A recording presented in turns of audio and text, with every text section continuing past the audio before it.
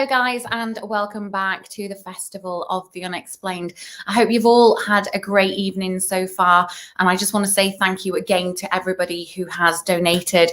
Currently it stands at £877, so thank you all for doing your best, and it is very appreciated. Now my next guest is absolutely stunning. She has got a beautiful personality, and she's just like me, a little bit of a medium. So it's my pleasure to welcome Tessa Delzoppo to the festival. So hello. Hi, Jolene. How are you? I'm good. How are you? I'm great. Thank you so much for having me. I'm excited. Yeah, thank you for joining us. And this festival is something that's quite close to your heart, isn't it? It is. When I learned about it, I was like, oh, this is right up my avenue, something that I hold close to my heart and something I really deal with almost on a daily basis sometimes. Yeah. So tell everybody what you do during the day, but also what you do of an evening as well. Yeah. So I'm a psychic medium. If you go backwards, I actually went to school for clinical mental health counseling because I knew and I was drawn to help people. It's just that my abilities as a medium kind of overpassed what I did in a clinical setting, and I chose to, go down the path of a psychic medium. And I do readings for people nationally, internationally, and paranormal investigations, so that's kind of become my life, which is amazing. Yeah. But the mental health part of things is really what drew me to the charity that you guys are raising money for. So yeah, because the suicide prevention charity that we're raising money for has an awful lot to do with mental health. And with COVID at the moment and everybody being locked down, it's very difficult for people to not feel lonely and to kind of be on their own. But doing our role as a psychic medium, we are more or less counselors, aren't we? Doing what we do best. We have to listen to people's stories, and we, as you mentioned, we listen to, loved ones who've passed over and tell us their stories.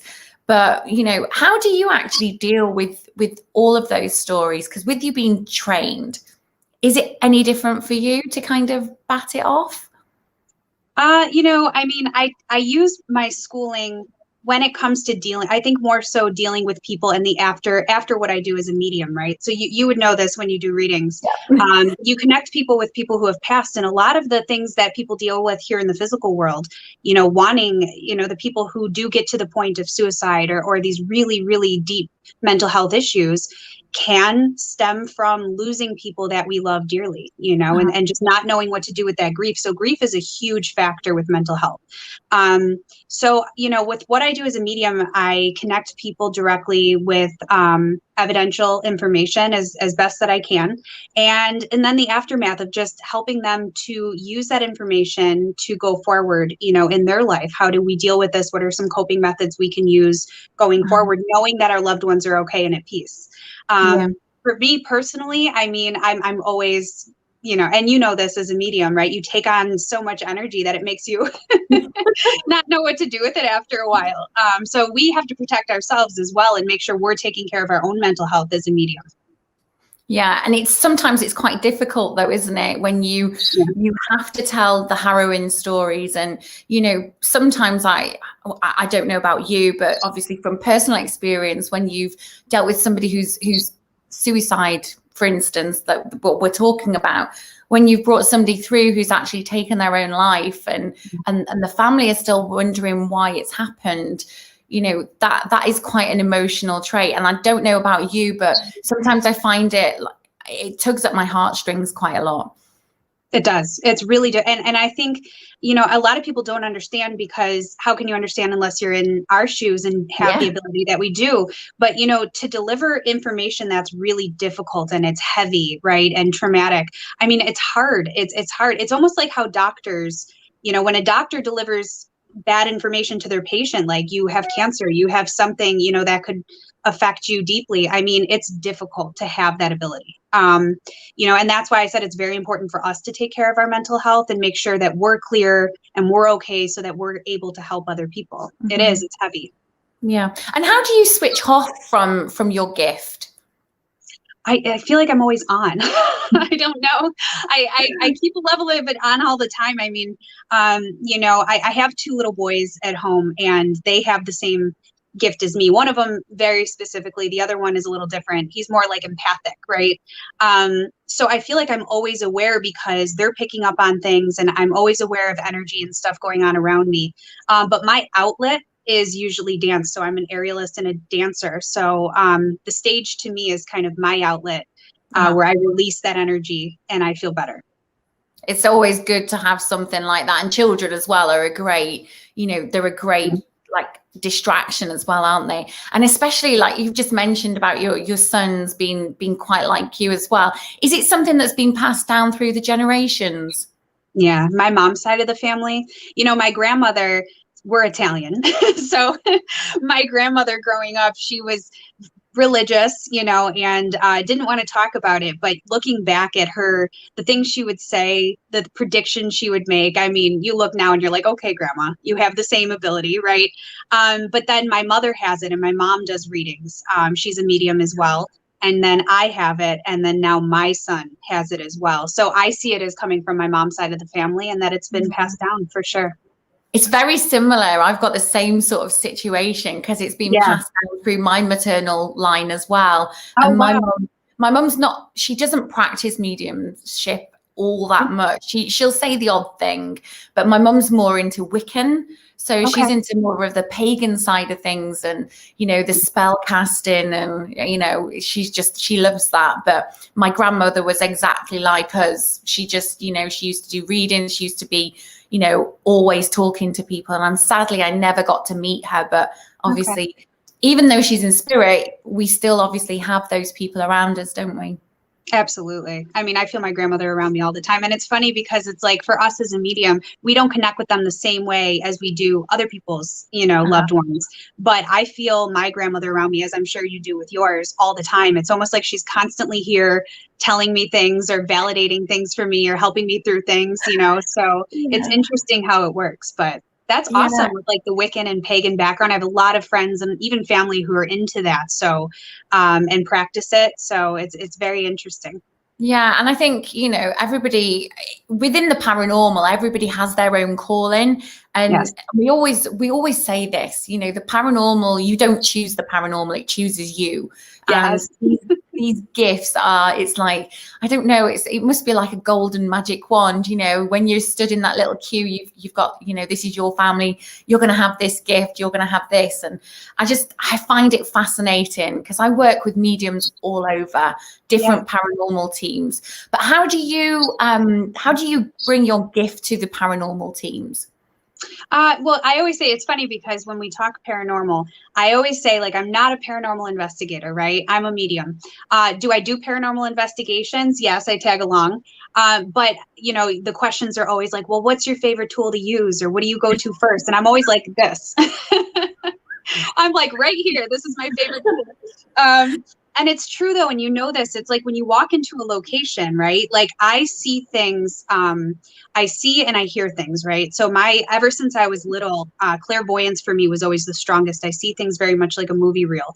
And so I walk into a location and immediately I pick up on names or dates, movie reel type situations where you can tell what went on there. I immediately start connecting if there are spirits in the location itself. So, you know, that's what I do on an investigation is I always bring the mediumship side of things.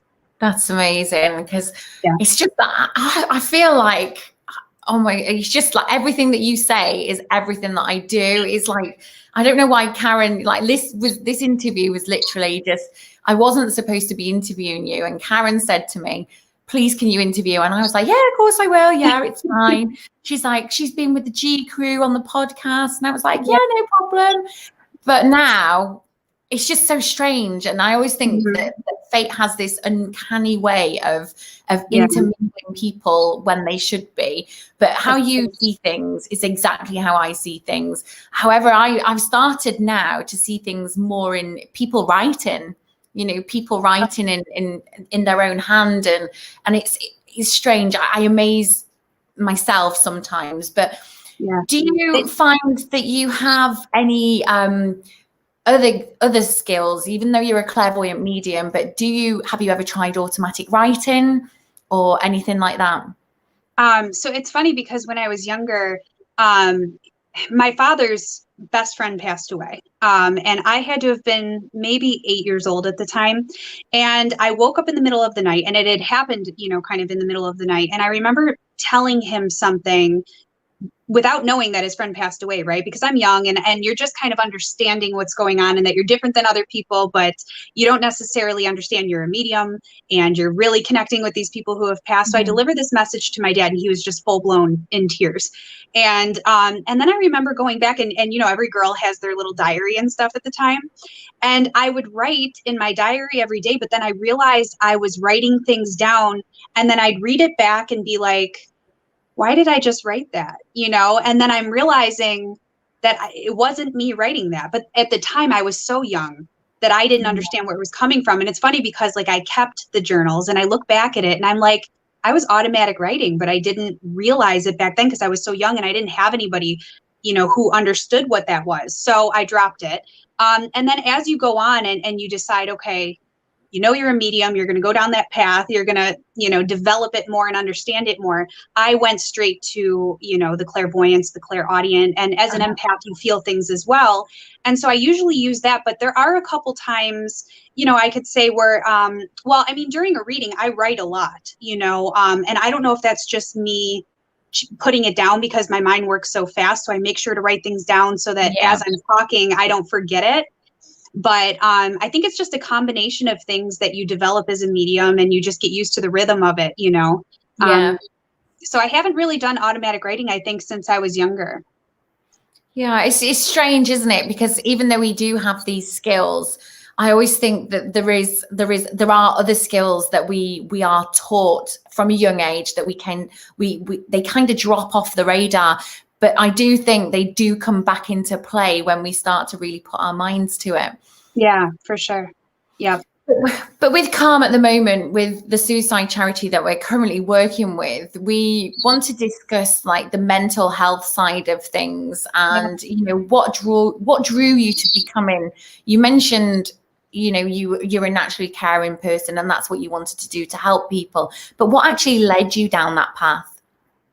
I think, from a young age, being able to feel and pick up on things, since I could remember, I think I was like 4 when I remember my first experience. You take all of it on and you feel other people's emotions and the things that they're going through. And I think as I grew older, I was just very drawn to help from the get-go, when I went to college, I went to school for teaching initially because I was very drawn to children. And as we both know, children are very open and can sense spirit. And I think it was that whole idea of I didn't have anybody to help me as a kid. And so I wanted to be able to help kids, maybe to understand things in some way or another. And so I was drawn that way. And then when they were like, well, you have to have a master's degree, I'm like, okay, why not this? Because I'm very interested in the mind and how that works. And it's just, I think it was just a lifelong process. And I think there's just this innate thing within us. We're born into it. It's like our purpose, right? And so maybe there's not really an exact point in our life where we're like, this is what I'm going to do. Maybe it's just a buildup of that knowing that you have, and your life just leads you down one path and then another. And finally you get to where you're supposed to be, and it's your purpose. And I think that that's more so what happened for me. But I had my 2 boys, and so I was working in the school district, and I was, my master's in clinical mental health. And when I had my 2 boys and became a single mom, I kind of had to drop my career. It was like the universe pushed me to say, you're not going to be working in a clinical setting. You're going to be doing mediumship. So just give it all up now when you have to. Yeah, exactly. And I did it, and I just jumped head in, and that was it. And that's good though, because it means that you kind of, they called you out for it, but you've actually followed that path as well. Because usually what happens is we don't usually follow the path that we're supposed to follow to start off with. And we do veer off every now and again. But for you to come back on that path and to use that now to help people is fantastic. And like all mediums as well, we all sit there and we all do the readings and we all speak to people. And I kind of want to touch upon, have you ever given a reading to somebody that you've known in the past, but you've kind of lost contact with them and something's happened, but for some reason, everything's just happened all at once and you've kind of thought, I need to speak to them. I need to be able to relay this message. Have you ever had that happen? Well, it's funny because a lot of the people like I went to school with, say in high school, right? I didn't really talk about it much when I was young because not everybody understood it, you know? And so I feel like it wasn't until more recently in the last maybe 10 years or so where, you know, these TV shows come out and now there's, you know, paranormal shows and there's, mediumship and you start to feel like, okay, now it's okay to talk about it. And now you can kind of come forward with it. And I've had a lot of people that I knew and maybe I've lost touch with who have had like drastic things happen in their life. And I've crossed paths with them. And I finally like now, you know, when I finally went public with it back then, I relayed messages to them and, you know, with everything that they had gone through. One person, unfortunately, that I went to school with, she actually lost a child to suicide. And it was like one of the first readings I had ever really done publicly. And, you know, I relayed this message that brought closure to her about her son committing suicide. Very evidential things. I always look for evidential mediumship, right? So I want very valid information that you cannot, there's no way that I find anywhere on social media. Exactly. And so I brought that to her along with the message, you know, that she needed to hear from her son to validate what she had already thought. And, you know, it was the craziest thing because it's literally like the first reading I ever did publicly. And it was so impactful. And, you know, as we talked about earlier, it's a lot for us as mediums to carry and relay that information. You know, and that, so I guess does that kind of answer the question? Because that was really one of the first readings I ever did. And I went to high school with the person, which, you know, and they didn't know I was a medium back then. And that's the thing though, isn't it? In high school, there is that stigma attached to, you know, the bullying side of things, you know, they get called names. And, you know, I didn't speak to people that much in high school. I had a couple of girlfriends who I confided in, and they were already into the paranormal and looking into energy and, you know, hauntings and things, which was brilliant for me because that was an outlet. But it wasn't until probably, I think about 16 really when I started to really go out there and start to investigate because I am a paranormal investigator, which, but like you say, the mediumship goes hand in hand. And I've recently, before we were locked down, I did an investigation at a haunted theatre, which, you know, I went there with just myself, a video camera, you know, my partner, and just literally just went around the building and I was like, this is this, and exactly how you do it. Now, have you ever been into a venue or a location and been instantly frightened by what you've seen? You know, it's funny because I've been in a lot of places, you know, from Waverly Hills in Kentucky to Rolling Hills Asylum, which is close to, you know, where I live, and these places that are pretty much well known. But I have to say that some of the locations that I've been in are not any that are really like popular on the map. They're more so like a house that I've entered, right? Or like just a random place that you would visit and nobody really knows about. And there's been a couple times where I've walked into these places and just felt totally uneasy. You know, you start picking up on the things that happen there and you just get those chills and you're like, oh, this is not good, you know? But I would say I've had more experiences in these homes that I've walked into or something like that have, you know, an in-depth history connected to them, more than some of the places that are featured on TV and stuff. So there's so many places out there that have extensive histories and that do have spirits that reside there, you know, that have a story behind them. Yeah. And doing your work as, you know, a mental health counselor, do you find that sometimes when you go into these private houses that it could be attributed to them suffering from some form of mental illness? Yeah, I always say, I might have said this on one of my podcasts more recently, but I had said that, you know, or somebody had mentioned that they had things going on in their house and that it hadn't happened before, but all of a sudden something's going on and they feel like something's within the house. But, you know, as we talked about, this pandemic has triggered a lot of mental health issues with people. I mean, we feel like we're going stir crazy, right?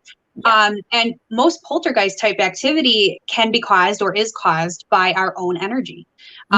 So it was weird because there's a lot of people experiencing that. And a lot of the people I've spoke to one-on-one, you come to find out that they have these crazy traumatic things happening in their life and they feel, out of sorts. And it's actually coming from them. It's their energy. And once they clear that, like everything stops. The paranormal experiences stop in the house. And so I think that's a big thing people don't understand is they can cause things to go crazy in their own home.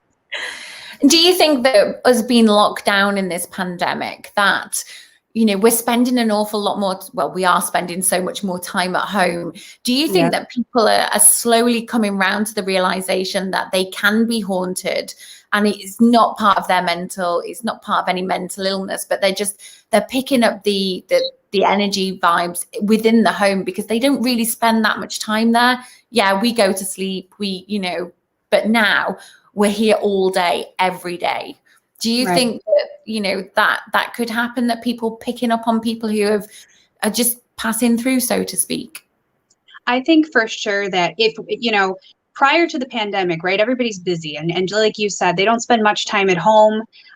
Your mind is in one place. You might feel more confident prior to the pandemic because now with the pandemic, people lost their jobs. People lost loved ones to the virus. And what happens is we literally let our guard down, right? So normally, we're feeling confident. Things are great. You're going about your day and you're pretty protected for the most part, or you're just not paying attention when you're busy, right? But now that all of this is happening, I feel like a lot of people become more vulnerable. And, the fact that you're at home, you're dealing with yourself, these emotional things are coming up, you become more vulnerable.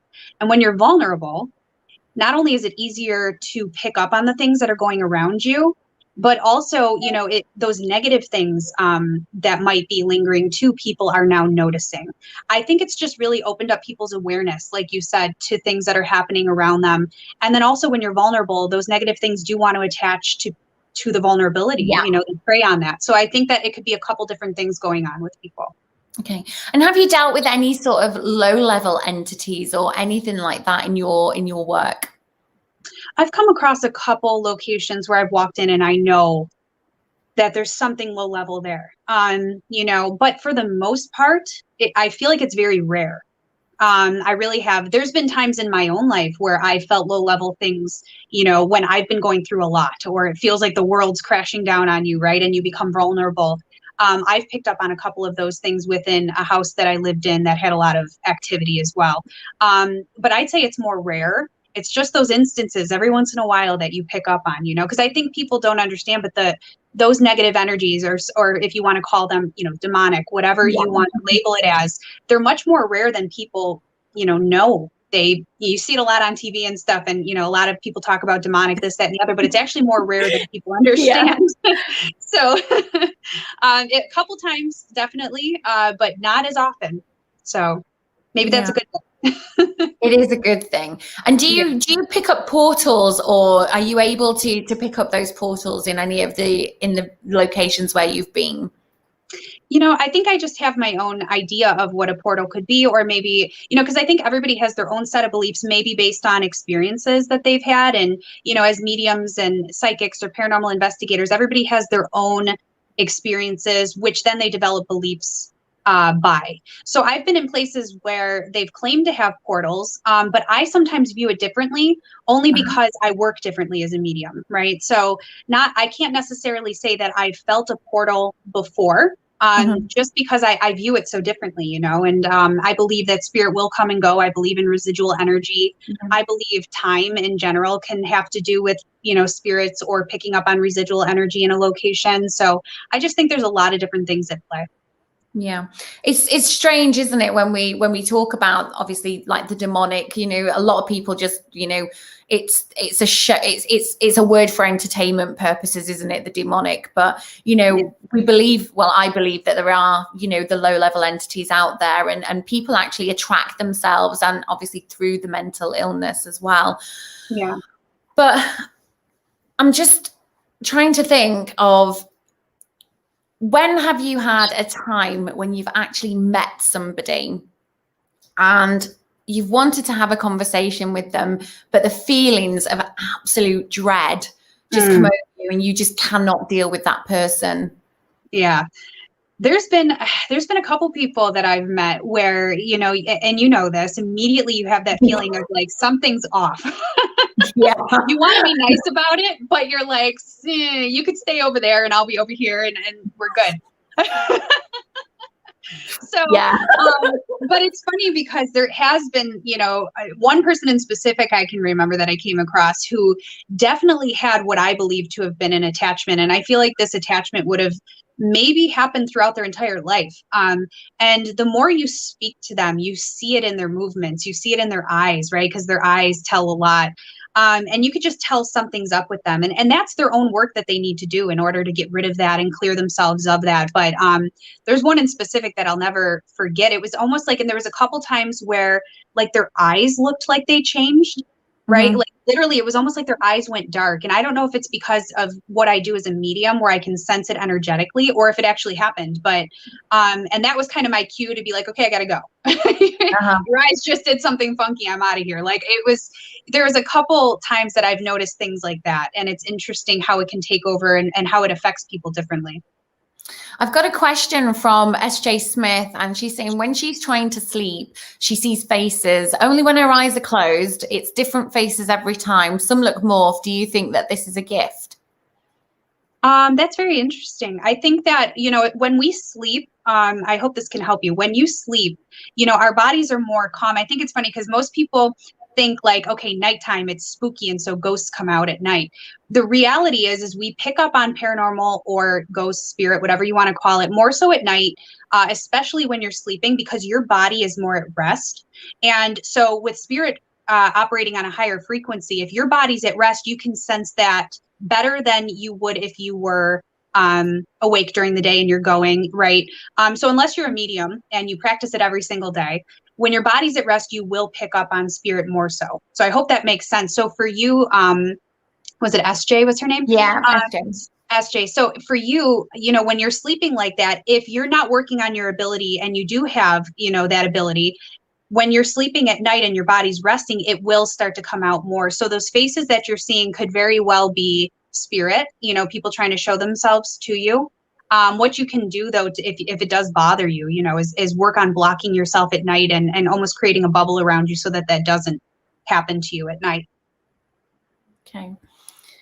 And Melanie said, have you found that spirit is stronger and bring through stronger messages during this pandemic because they're wanting to reassure their earthbound family members?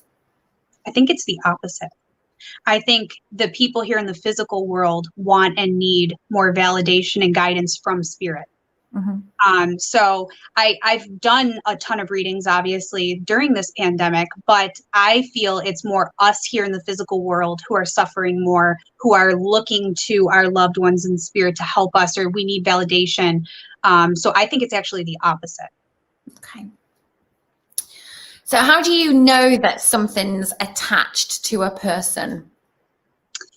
Oh, well, there could be a couple different signs of that. And it's kind of interesting. I wonder if you agree with this, Jolene.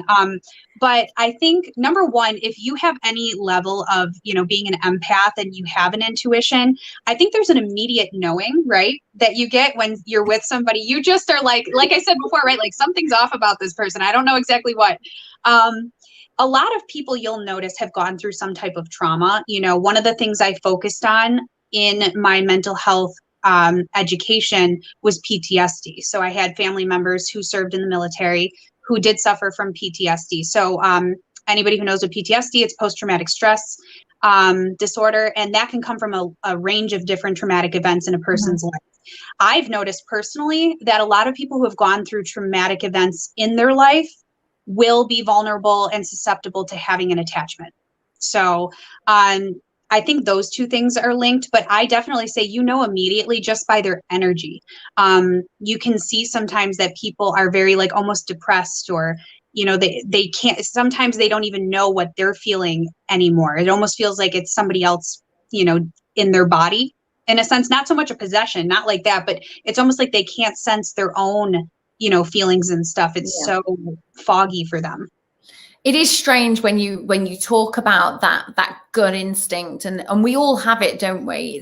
I think we do. It's Yeah. our own intuition with that siren that's saying, "Whoa, this is not good. You need to take a step back." Right. And we've had that quite recently. It's kind of, certain things. I always feel like it's like this, the scales of balance, they tip in certain ways, and it's like, whoa, I'm not happy about this.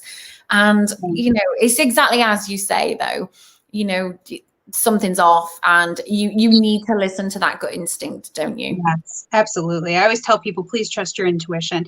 Our logical minds always want to jump in and say, like, you're crazy, you're wrong, it's actually this. But I always say that first instinct that you get, go with it always. Yeah, definitely. I totally agree with you there. Yeah. But yeah, I wanted to ask, you mentioned earlier in the conversation that you started to have your experiences when you were 4 years old. Yeah. And, do you remember what your most, what am I trying to say? Your most memorable experience from that age? Well, when I was about 4, I was very, very sick as a child, and I ended up having to get this emergency surgery, which landed me in the hospital for a couple weeks. And it had something to do with sepsis going through my body to where they thought I could have possibly died from it.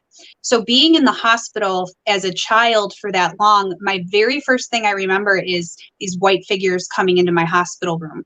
Wasn't scary at all. It felt more protective and safe to me, but and I don't know, you look back at people who have had near-death experiences and things like that, and maybe it being linked to the abilities that we have. I do know it was passed down throughout my family, but I wonder sometimes if that experience in being sick, enhanced anything for me, or maybe just triggered it all. I don't know.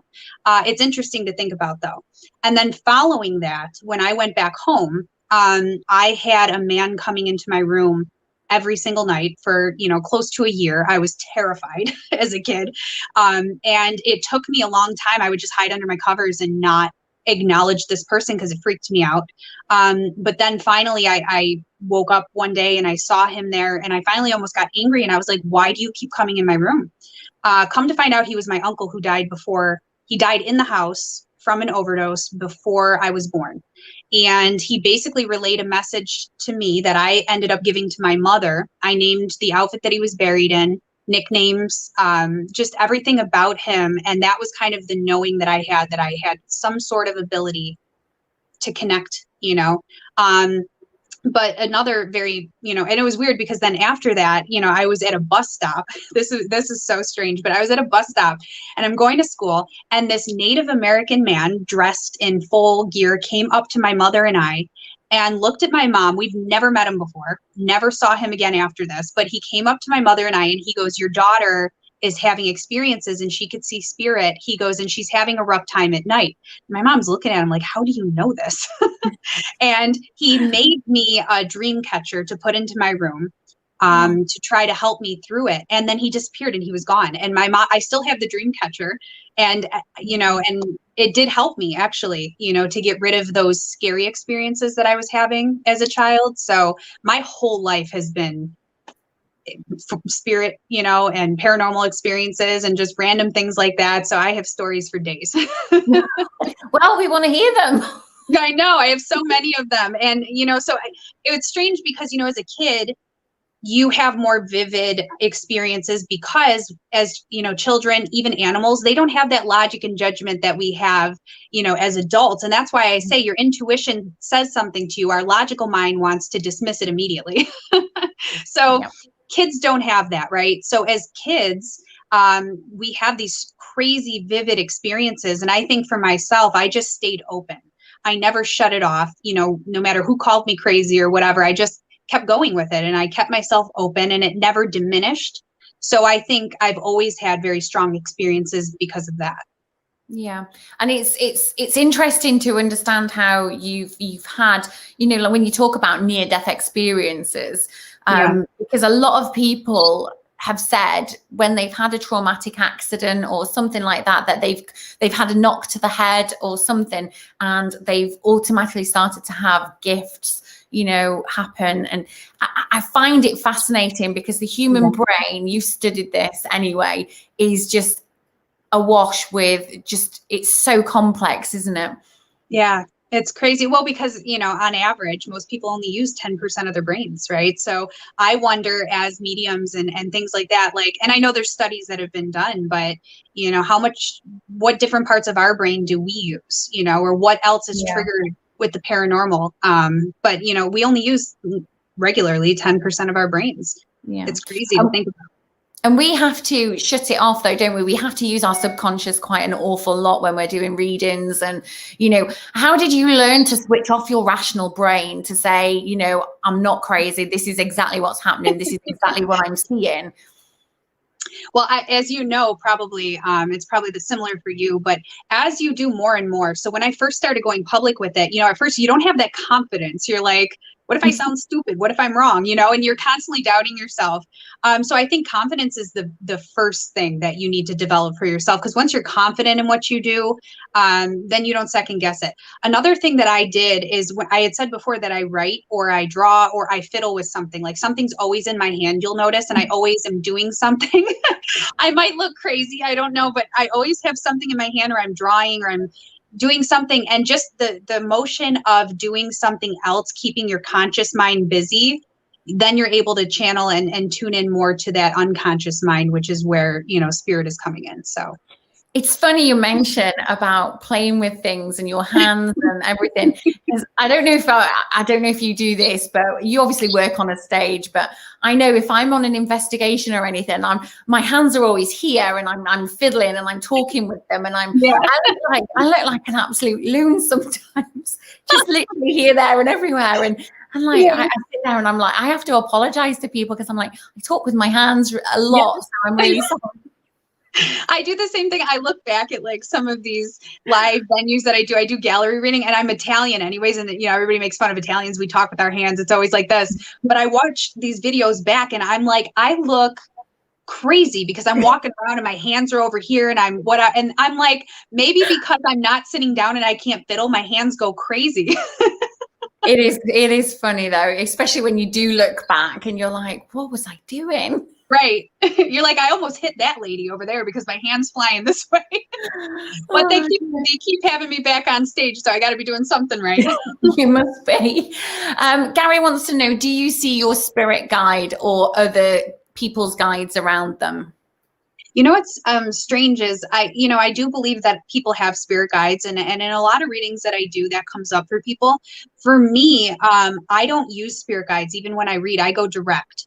So I feel like my grandmother, because I always say sometimes is like, sometimes our loved ones, sometimes you never meet certain people in your life, or maybe somebody passes. I feel like those people can sometimes step in as a spirit guide. My grandmother is constantly guiding me, but when I do readings for people, I talk direct with spirit. I don't use my spirit guides. Yeah, but I do pick up on other people, and I'll sometimes acknowledge to them that this would be their spirit guide, or somebody who has passed has stepped in and taken that role for them. So I think it just differs per person, right?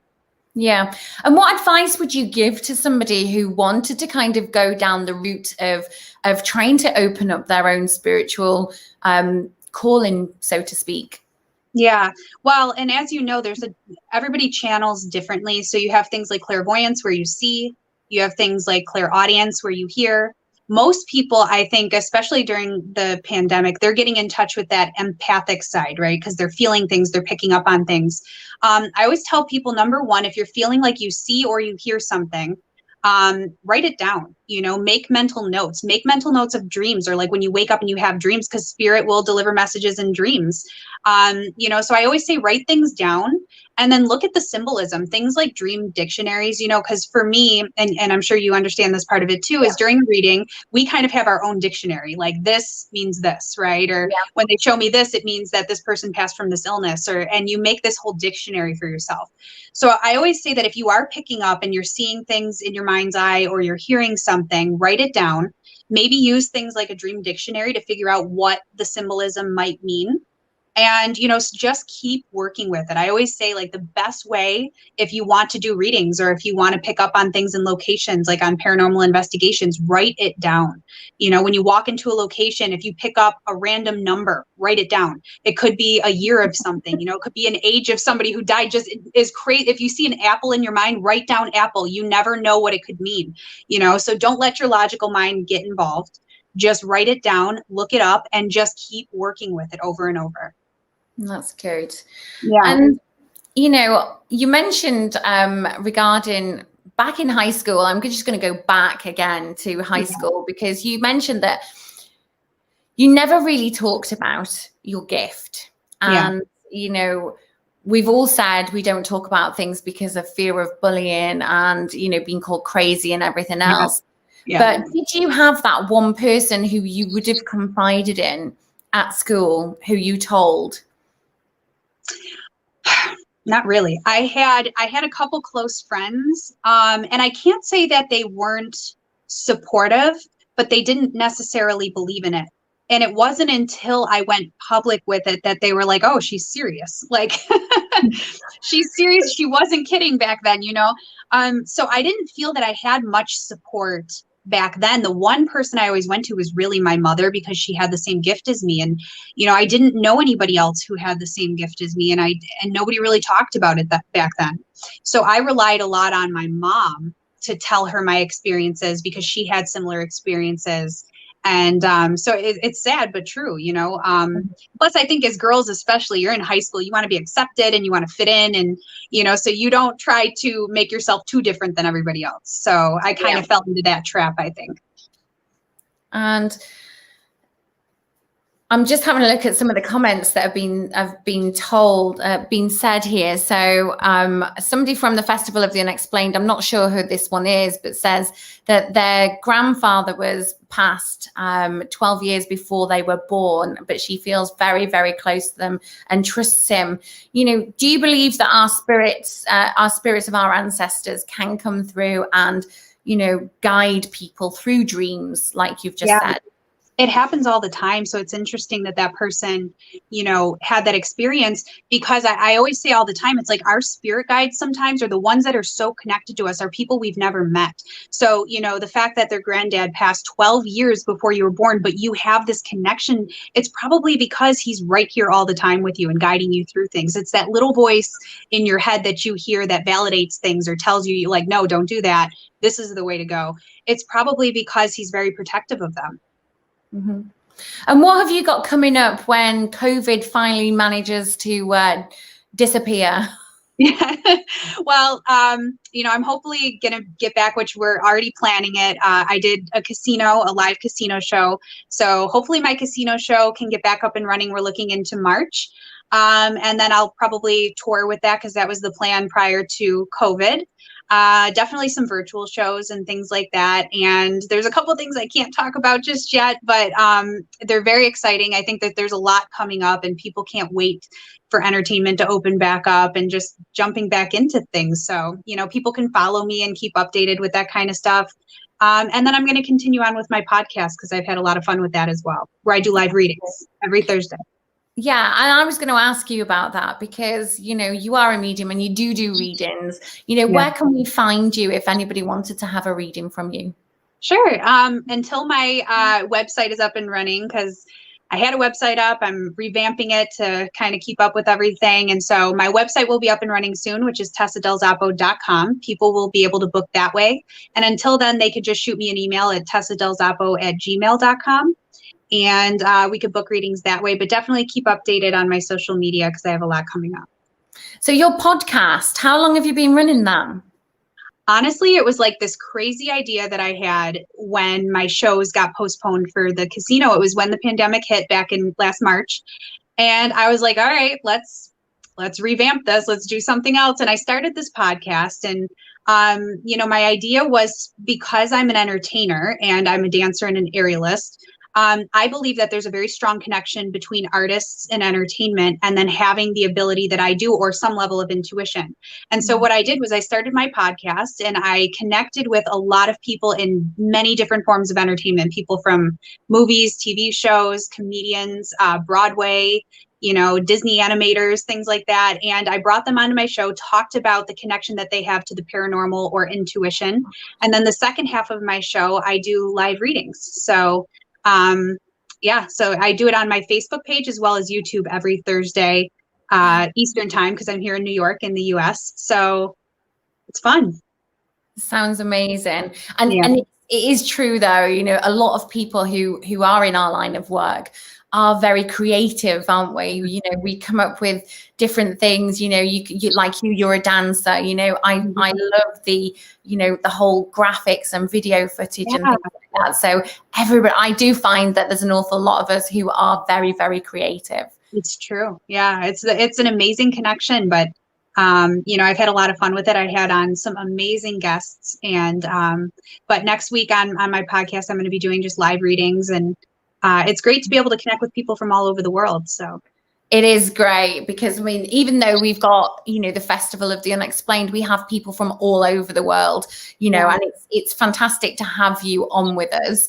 Yeah. And I just want to ask about, when you've done readings for people, do you pick up on their past lives or anything, to try and more or less guide them in the life that they're on now? I have definitely picked up on people's past lives. My immediate thing when I do a reading is always, I pick up on spirit first and foremost. But then after I deliver those messages, you talk about what they do, because I always believe that what we do here in this life is directly connected to our past lives. People we meet, jobs that we might have, things like that, interests. I feel like it's all connected. So I've definitely done tons of readings where I've done past life regression, connected it to their life now. Very, very interesting. I love past life talks. It's amazing, isn't it? I think I've only ever had a look at one of the past lives that I was in, and it's amazing when you kind of look at something, you think, I've been here before, and I can't see where I've seen it from. But what about trance mediumship? Because we've not touched upon that. And I'm just wondering, do you have the ability to be able to trance? It's kind of hard to say. I don't necessarily go down that road, and maybe it's just because of the way I developed myself. So I never really have done that. No. But not to say that I couldn't. I just never have, because I've developed it in the way that I use it now. Yeah. Because I know a lot of mediums, they work in trance, and it's very, very, I think the first time that it ever happened, it was quite a scary experience. It wasn't something that I kind of would like to kind of go down that road again. It was one of them, no, this is not for me, thanks very much for giving it me, but no thanks. I think because I've always been so protective, though, of my energy, maybe that's why it's never happened. You know what I mean? Because you really have to open yourself up for that and allow it. And I think from my experiences as a kid, being scared and things like that, I kind of protected myself immediately and wouldn't allow that. So that's probably another reason why I haven't. Yeah. I was going through a pretty rough time though as well when it happened. So it was kind of like I didn't ask for it, and I was quite protected, but it was more of a fact of, this is happening, and that was it. And I was lucky because I was with people who I knew and who I trusted, and who were also mediums. So when it did happen, it was kind of like, bang, it's gone, it's done. But the energy drain afterwards is horrific, which also leads me onto my next question. How do you build your energy back up after you've been reading? Oh, it's tough, right? The one thing that I always use, like I said, is dance and what I do in a studio or my aerial arts and stuff. I feel like, because I always refer to what we do, we're like sponges, and anybody with any empathic ability, you're like walking around like a soaked up sponge. So you do reading after reading, and you're this big old soaked up sponge that you don't know what to do with it all, and you have to wring that out, right? And so I always say, for me, like when I get to a studio or if I'm doing my aerial stuff, to me, that's like the greatest release. It's an artistic release. I channel everything and I get rid of it. And so for me, that's definitely my main go-to. Yoga, dance, aerial arts, things like that. But I tell people, if you're not into that kind of stuff, I always say, like, go for a drive, go for a walk. Like, you just need some sort of movement meditation to release everything. And it's great, isn't it? But I'm just absolutely in awe of you. I could talk to you. I know. I'm so It's glad that you were the one to be able to interview me. I'm excited. I'm like, everything that you're saying, I'm like, this is uncanny. She's just like me. Yeah. I always say there's no coincidences, right? So the fact that you're on here with me, it's not a coincidence. No, well, that's what I was kind of thinking. And, you know, I'm sat here and it's great because I know that you're working, you do an awful lot with the G Crew, don't you? Because I know that you've been on their podcast and everything, and Nick's been watching this evening as well. Hi, Nick. You know, it's great. You know, he is obviously up there with everybody from the paranormal hierarchy, I want to say. Yes. And it's great. You know, we've had Nick on the festival in October and it was brilliant. So I'm not going to say anything, but I will say something to you after we've come off air. But sure. I do see huge things coming for you at the moment, and it's. I just think, oh, this is just amazing. It's just, you know, when you feel the energy vibe, and it's like it's popping. It's like, oh my goodness, this is amazing. Absolutely. But I do want to say thank you so much for joining us. Don't go away because I'd like to speak to you when we've finished. But you know, I'm absolutely over the moon that I got to interview you tonight. And, you know, it would be fantastic for you to keep in contact with us here at the festival. And definitely we would love to have you on one of our weekly shows, because we do live readings as well. So it would be fantastic to have you on and to come all together, all the mediums all together. It would be one powerful show. I think so.